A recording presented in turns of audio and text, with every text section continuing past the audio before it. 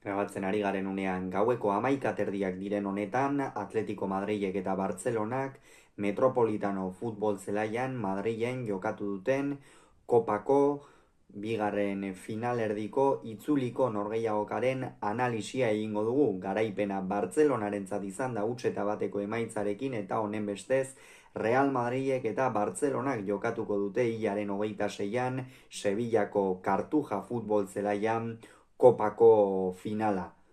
Gogoratuko dugu, batetik Atletico Madrilek ligan bana berdin duzuela Espainolen aurka asteburuan, Bartzelonak berriz Montjuiken 4-1 irabazi zion Gironari. Honen bestez bi taldeak bi dinamika ezberdinetan iritsi dira, baina gaur asko zegoen jokoan. Aurrekoan emaitza oso zoroa izan zen, 4 amaitu zen joaneko norgehiagoka, oso partida zoro baten ostean. Gaurkoan ez genuen hain partida zoroa espero, batez ere bi entrenatzaileek bagenekielako askoz ere kontserbatuago izango zituztela euren taldeak atzealdeari zegokionez batez ere, eta halaxe izan da. Ikus dezagun Simeonek eta Hansi Flickek ze hamaikakoren aldeko apustua egin duten. Batetik Simeonek 4-2-2-iko sistemarekin jokatu du, esan daiteke 5-3-2-biko sistemarekin ere jokatu duela. Muso izan da atepean, atzealdean eskuinegaletik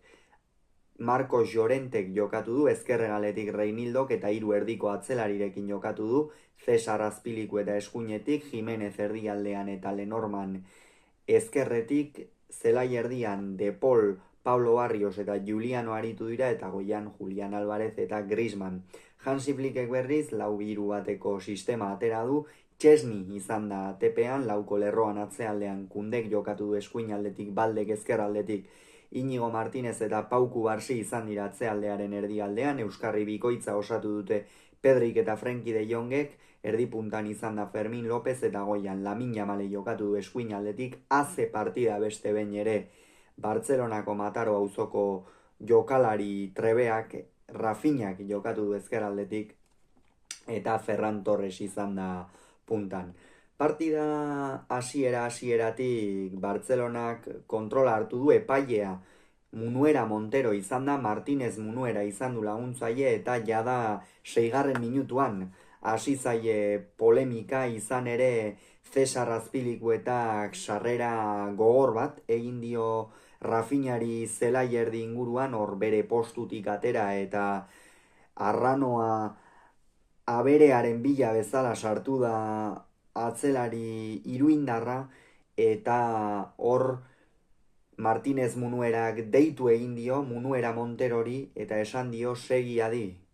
barrera, izan ere hor txartel gorria egon baitaiteke. Munuera Montero joan da, jaramon egin dio hasiera batean Martinez Munuerari. Normalean epaileak barrera joaten direnean, barrekoaren iritziari, barrean dagoen epailearen iritziari obeditu egiten diote. Gaurkoan ez da horrela izan. Izan ere Cesar Azpiliku eta txartel horiarekin utzi du eta hortxe geratu da, baina horrekin ikusi da, eta jada lehenengo txartel horia oso azkarratera du, partidaren esia oso baxu jarri duela. Behi talde batek saltatu eta herrian sekulako txikizioa egiteko moduan jarri du esia, eta horren ondorioz gerora ere hor mantendu behar izan du marra, eta oso zaila izan da. Izan ere une oro zeuden bi taldeen aldetik protestak, eta ez du bat ere norgehiagoka erraza izan Munuera Monterok. Hala ere Bartzelona berehala egin da partidaren kontrolarekin, jada 15. minututik aurrera edo kule kontrolpean zuten partida. Esan dugu bideo hasieran Lamine Yamalek sekulako partida egin duela, baina eske halaxe izan da. Eskuinalde horretatik berriz ere sekulako burua usteak sortu dizkio, batez ere Reinildori. Une oro Rodrigo de Polek eta Julianok jaitsi behar izaten zuten laguntzera, gainontzean Lamine Yamalek oso azkar hartzen baitzuen arearako bidea. Jokalari vertikala da,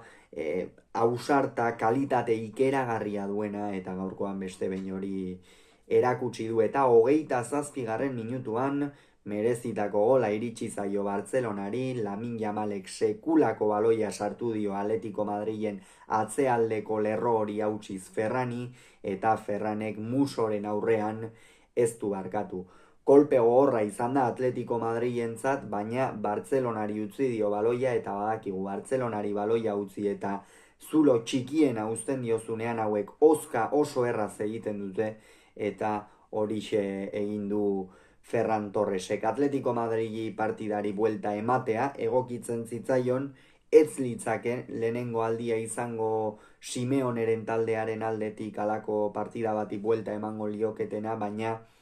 kosta egin zaie, batez ere aukerak sortzea, lehenengo zati horretan Julian bere postutik oso urrun ikusi dugu, Bartzelonak orokorrean bai atzealdean eta bai zelai erditik aurrera ere sekulako partida egin du, une oro Atletico Madrileko jokalarien gainean zeuden, Baldek eta Kundek erasoan ez ezik atzealdean eta estaldurak egiterako garaian eta abar oso ongi funtzionatu dute, eta Atletico Madrilen plana erabat zahorretara bota dutela esan daiteke, eta lehen zatia horrelaxe amaitu da. Atletico Madrilek ez du bat ere aukerarik izan, Bartzelona gola, baina horrez gain oso nagusi zen, eta naiz eta ez zituzten aukera garbiak sortzen, jokoa erabat kontrolpean zuten, hala ere ziur naiz Hansi Flickek beste gol bat ere sinatuko zukeela, baina eroso zeuden zelaian eta ezer gutxi aldatu behar zuten, baina Atletico Madrilek bai, eta horregatik atsedenaldiaren ostean aldaketa hirukoitza egin du Txolo Simeonek, 3 jokalari aldatu ditu, Azpiliku eta Reinildo eta Giuliano atera ditu zelaitik, Cesar Azpilikuetak egia esan ez du partida ona egin, hasieratik txartela ikusi du, baina gero atzealdean eta ikeragarri sufritzen ikusi dugu, Bartzelona Ferran, haze momentuan dagoen Ferran Torres, gaurkoan ere golaz gain zenbait mugimendu egin ditu, marrazoak, eta egia esan hain momentu gozoan dago non oraindik ere 16 gol daramatza, baina oraindik ere kontu partikular hori luzatu dezake. Reinildo ere kendu du ikeragarri sufritzen ari zen Lamine Yamalekin, gainera protesta batzuen ondorioz Munuera Monterokoni ere txartela erakutsi dio, eta ondorioz Javi Galan atera du, Reinildo korokorrean ere erasoan partida kamutsa egin du, ez da asko agertu atzealdean ere Laminekin ikeragarri sufritu du, eta azteko moduko partida jokatu du. Eta Giuliano gaurkoan ez du bat ere ikusi, Bartzelonako jokalariek oso kontrolpean izan dute, joaneko partidan ez bezala, eta badirudi ikasgai hori ongi ikasi dutela Flickenek. Bigarren zatian aldaketak egin nahi izan ditu, eta aldaketa horiek nabaritu dira. Atletico Madrid askoz ere erasokorrago bat ikusi dugu, gehiago proposatzen, Bartzelona seguru, Bartzelonaren krisialdi une bakarrak esango nuke, eta hau ere ez dugu aipatu, baina lehen zatian izan dira, hor une batzuetan baloi batzuk eta galdu ditu, eta Atletico Madridek erakutsi du, behar bada arrisku sentsazioa edo sortu zezakeela, baina orokorrean ez da gauza handi gertatu hor Bartzelonarentzat, eta partida lasaia izan dute Flickenek orokorrean. Eta bigarren zatian hobekiago sartu da, baina sendo zegoen Bartzelona atzealdean, eta Atletico Madrid esango nuke fisikoki larri xamar zebilela, zelai erdian Pedrik eta De Jongek beste behin ere sekulako partida jokatu dute, baloiak deskargatzerako garaian, eta abar oso fin aritu dira, eta Atletico Madrileko jokalariak oso erraz gainditu dituzte, Rafinhak ere partida hona egin du, Fermin ikusi dugu apur bat desagertuago gaurkoan, baina hori ere ez du faltan bota Bartzelonak. Eta 58. minutuan beste aldaketa bat iritsi da, kasu honetan Lenormand kendu du eta Nahuel Molina atera, Robin Lenormandek golean ez dauka errurik, horregia da, bere lerro horien tartetik sartzen duela baloia Laminek, baina bera ongi kokatuta hor meritu guztia Laminek dauka, beste klase bateko jokalaria baita. Eta orokorrean ere lan handirik ez du izan, baina horixe, falta izan zaio ez Atletico de Madrilen baloi irteeran, batez ere behar bada apur bat gehiago ematea, eta Ez dugu esan, gainontzeko aldaketek, baina Lengletek partida duina jokatu du, Bartzelonak ez du beste golik egin, Javi Galanek nik esango nuke Simeonek eskatu diona ongi bete duela, azkenean erasokor aritu da, Reinildok baino sakontasun gehiago duela erasoan, hori uka ezina da, gero beste kontu bat atzealdean nola moldatzen den da, orain artean batez ere talde handietako erasoko egaletako jokalarien aurka ikeragarri sufritzen ikusi dugu, ikusi genuen Madrilen aurka Bernabeuko hartan, gaurkoan ere apur bat Lamin Jamalekin naiz eta bigarren zatian askoz ere gutxiago agertu den Mataro auzokoa, baina hala ere Galan ongi eta Sorlozek erakutsi du, arrisku sentsazio gehien Atletico Madrilen aldetik, hor Griezmann askoz ere galerago bota eta apur bat barnekalde horretan nagusi izan da, jokalari bakarra edo erreferentzia bakarra izan delako Sorloz, hala ere ez du saririk lortu. Eta Nahuel Molinak, horixe, gaurkoan ere sakontasun gutxi erakutsi du, gutxi bilatu du alboko marra, eta atzealdean asko sufritzen aritu da Rafinharekin. 58. minutuan ere Bartzelonak aldaketa bikoitza egin du, kasu honetan Fermin eta Kubarsi kendu ditu, Ferminek esan dugu ez duela partida ona egin, gutxi agertu da, baina ez du bere beharrik izan, Laminek eta Ferranek eta Pedrik eta De Jongek jadaia partidaren erdia egin baitute, eta Fermin, horixe, beti bezala Bartzelonari atzealdean asko emate, baina gaurkoan erasoan esan bezala ez du asko ikusi. Eta Kubarsik partida serioa egin du, ez du aparteko jokaldi harrigarririk izan, Inigorekin batera beste behin oso erdiko atzealde sendoa osatu dute, eta Eri Garzia eta Ronald Araujo atera dira, parkatu. Eri Garziak batetik ez du, bere minutuak ongi baliatu ditu, euskarri moduan ipini du Flickek, jada Bartzelonarentzat emaitza mantentzea ezinbestekoa zen, fisikoki ere hauek ordaintzen baitute, noski eta fisikoki mantentzea ezinbestekoa zen, horregatik Erikekin eta Araujorekin beste atzealdean batetik sendotasun gehiago eta bestetik fisiko gehiago sartu nahi izan du,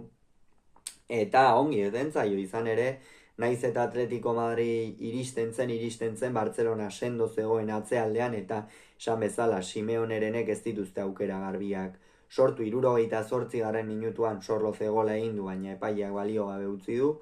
gero 74.